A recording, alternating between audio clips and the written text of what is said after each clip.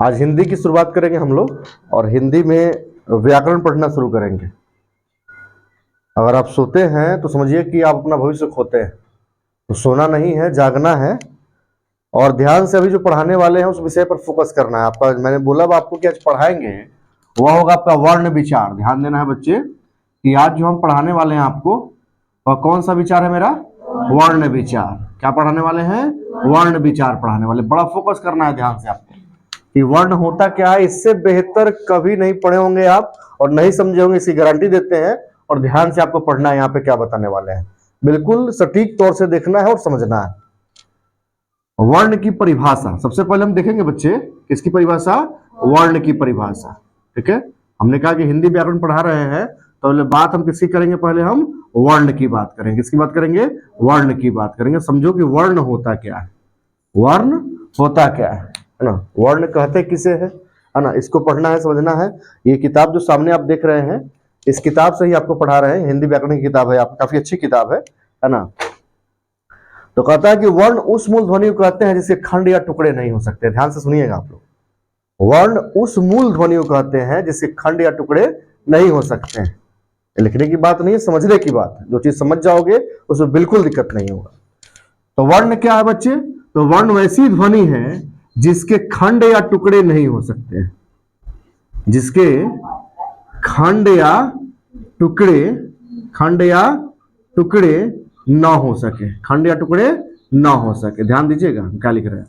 वर्ण कैसी ध्वनि है? तो वर्ण वैसी ध्वनि है जिसके खंड या टुकड़े ना हो सके।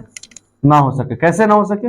जैसे कोई भी एग्जाम्पल हम लेते हैं, कोई भी एग्जाम्पल लेते हैं, किताब के अकॉर्डिंग देखा जाए तो एग्जाम्पल दिया हुआ है हरि। क्या दिया बच्चे? हरि। ध्यान देंगे, कहता है हरि को ले लो। हरि क्या है? तो हरि एक शब्द है। हरि क्या है? एक शब्द है। यह वर्णों का समूह है। किसका समूह है? वर्णों का समूह है ना? ये शब्द है। तो समझो इसमें हरि को हम बोलेंगे तो हरि को अलग अलग कर सकते हैं कि नहीं कर सकते? बिल्कुल कर सकते हैं, वर्ण विच्छेद कर सकते हैं। लेकिन कहता है कि वर्ण क्या है? जिसके खंड या टुकड़े ना हो सके। अगर हम इसको ऐसे लिखे, हा फिर लिखे रा हलंत जोर ई की मात्रा, छोटी ई की बड़ी की मात्रा, छोटी ई की मात्रा। अब इसको अलग करने की बात जब की जाएगी तो अलग हो जाएगा आपसे? नहीं कर सकते, बिल्कुल नहीं कर सकते। तो वर्ण क्या है? वर्ण वैसी ध्वनि है, वर्ण वैसी ध्वनि है जिसके खंड या टुकड़े नहीं किए जा सकते। याद रखना हमेशा आपको कि वर्ण वैसी ध्वनि है जिसके खंड या टुकड़े नहीं किए जा सकते। अगर हमने कहा राम, हमने कहा राम, ध्यान दीजिएगा बच्चे, हमने क्या कहा? राम कहा। क्या कहा? राम कहा। तो राम को कैसे लिखेंगे? र में किसकी मात्रा आ गई बच्चे? आ की मात्रा है। फिर क्या है बच्चे? म में किसकी मात्रा लगी हुई है? अ की मात्रा लगी हुई। अब हम कहते हैं कि इसको अलग अलग तोड़ो, है कि नहीं है? तो जो मूल ध्वनि में टूट चुका है इसके बाद टूट सकता है क्या? नहीं टूट सकता है। जब नहीं टूट सकता है तो ये क्या है मेरा? वर्ण है। क्या है? वर्ण है। इसको याद रखना है बिल्कुल। ये क्या है मेरा? वर्ण है। इसी में समझिएगा वर्ण को ही अक्षर कहते हैं बच्चे। वर्ण को ही क्या कहते हैं हम? अक्षर कहते हैं। ध्यान देने वाली बात है। वर्ण को क्या कहते हैं? अक्षर कहते हैं। देखो ये अक्षर कहते हैं। अक्षर क्या है? अक्षर क्या है? जिसका क्षर ना हो, जिसका क्षर ना हो सके, जिसका क्षर ना हो सके। बच्चे ध्यान दीजिएगा, जिसका क्षर ना हो सके। क्षर मतलब क्या? विनाश। क्या होता है बच्चे? विनाश। जिसका विनाश ना हो सके, जिसका विनाश ना हो सके। तो जिसका विनाश नहीं हो सकता अर्थात सबसे छोटी है, सबसे छोटी है। तो वर्ण को क्या बोलेंगे हम लोग? अक्षर बोलेंगे। क्या बोलेंगे?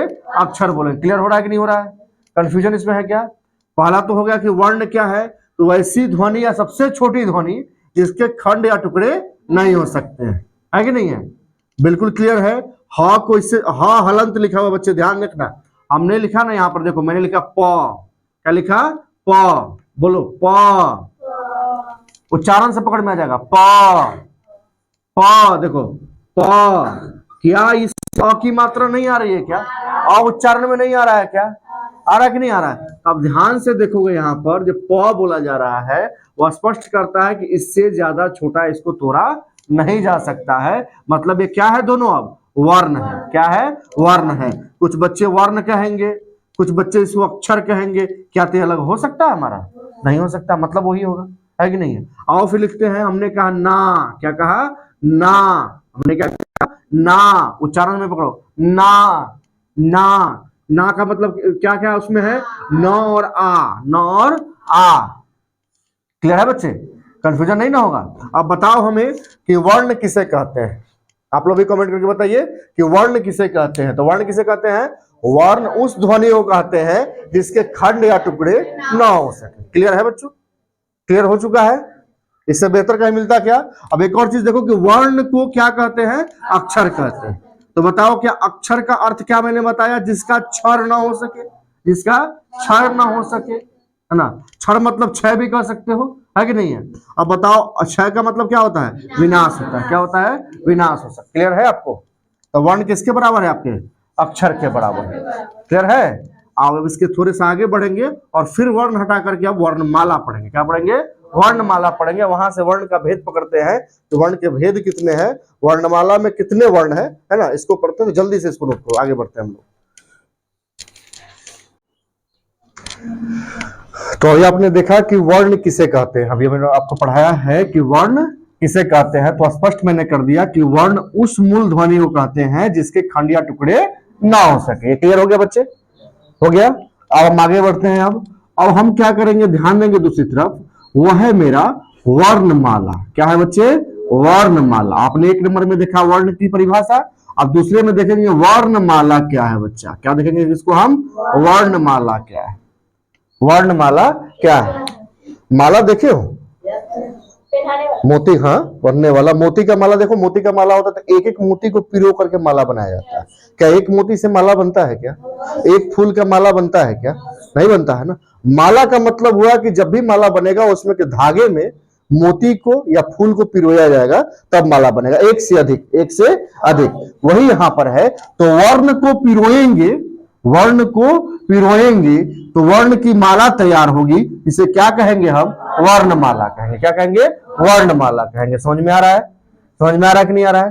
तो इसका सीधा हो जाए कि वर्णों के क्रमबद्ध समूह को क्या क्या कहेंगे? वर्णों के क्रमबद्ध समूह को क्या कह सकते हैं हम लोग? वर्णमाला कह सकते हैं। क्या कहेंगे उसको? वर्णमाला कहेंगे। क्लियर है ना? क्या बोलेंगे? एक बार फिर से बोलना, वर्णों के क्रमबद्ध समूह को वर्णमाला कहते हैं। चलो इसको नोट करते हैं, इसमें लिख देते हैं। देखो, वर्णों के क्रमबद्ध, बच्चे किसकी बात हो रही है? क्रमबद्ध समूह। वर्णों के क्रमबद्ध समूह को क्या कहते हैं? वर्णमाला कहते हैं। क्या कहते हैं? वर्णमाला कहते हैं। ध्यान देना बच्चे इस पे। वर्णों के क्रमबद्ध समूह की बात हो रही है। किसकी बात हो रही है?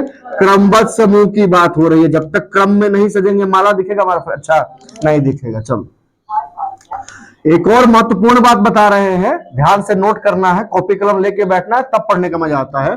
आगे देखो कि वर्णों के क्रमबद्ध समूह क्या बोलते हैं? वर्णमाला बोलते हैं।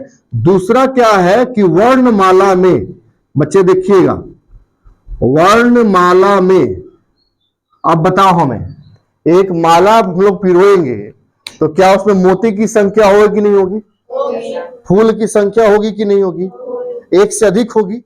तो कितनी होगी उसको गिनना पड़ता है ना। तो वैसे ही ध्यान दीजिएगा, अगर वर्णमाला तैयार होता है तो वर्णमाला में बच्चे 46 वर्ण होते हैं। कितने वर्ण होते हैं? 46 वर्ण होते हैं। ये देखो ऐसे लिखते हैं, ये दोनों लिख दिया, स्पष्ट हो जाएगा आप लोग का। ये हिंदी का 46 हो गया और ये अंग्रेजी जो पढ़ते हैं उसका 46 हो गया। क्लियर ना बच्चे? तो हिंदी वर्णमाला में बच्चे स्पष्ट कर दे, हम बताओ किस वर्णमाला की बात कर रहे हैं बच्चे? हम हिंदी वर्णमाला की बात कर रहे हैं। तो हिंदी वर्णमाला में कितने वर्ण होते हैं? 46 वर्ण होते हैं। कितने वर्ण होते हैं बच्चे? 46 वर्ण होते हैं। बताओ तो ये जो माला बनी है वर्णों की, उसमें कितने मोती है वर्ण रूपी? 46 है। कितने हमारे? 46 है। क्या क्लियर हुआ? बेहतर हुआ? चलो आगे बढ़ते हैं। फिर यहां पर हमने समझ चुका, अब आगे देखेंगे कि वर्ण के भेद।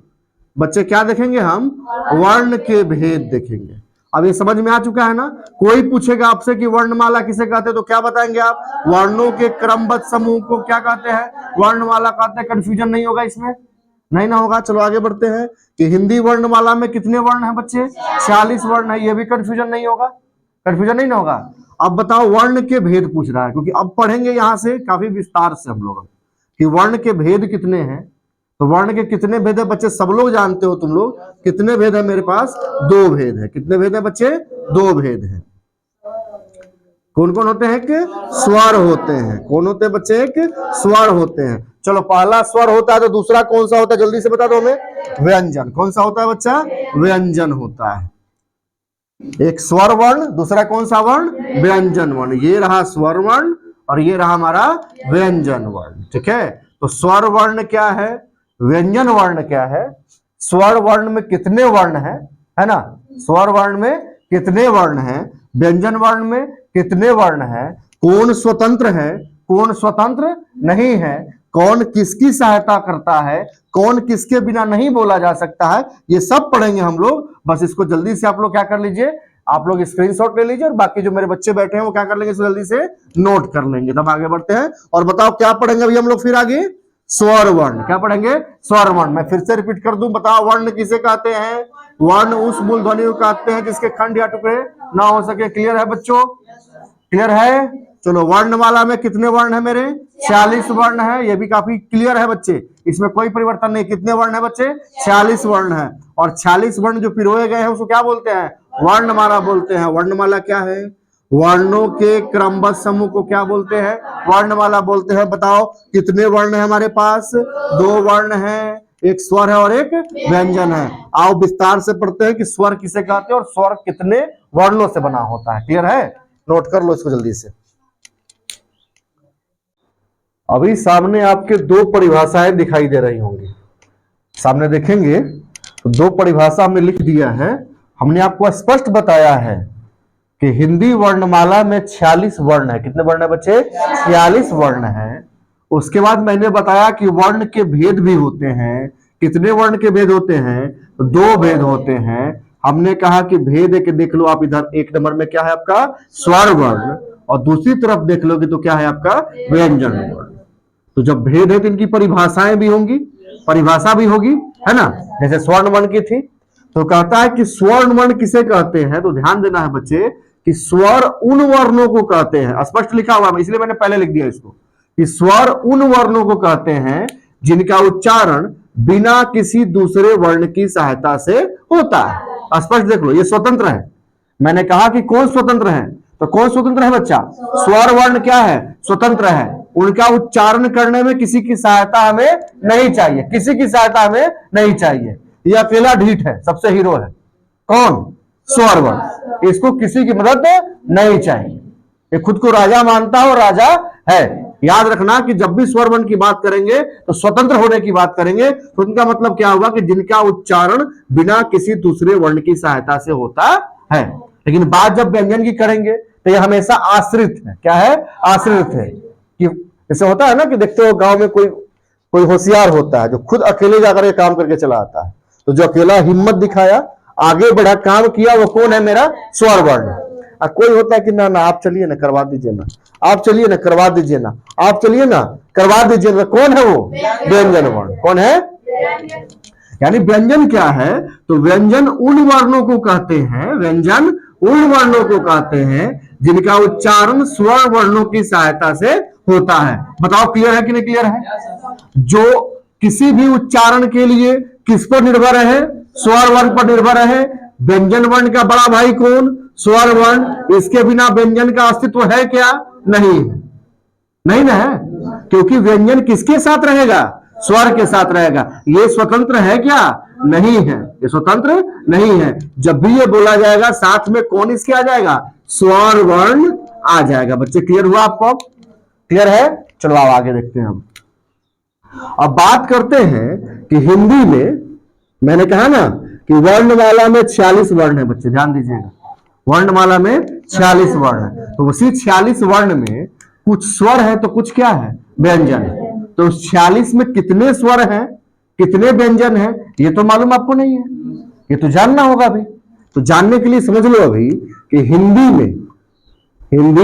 में स्वर कितने हैं, ठीक है, और हिंदी में बच्चे व्यंजन कितने हैं, इसको समझ लो।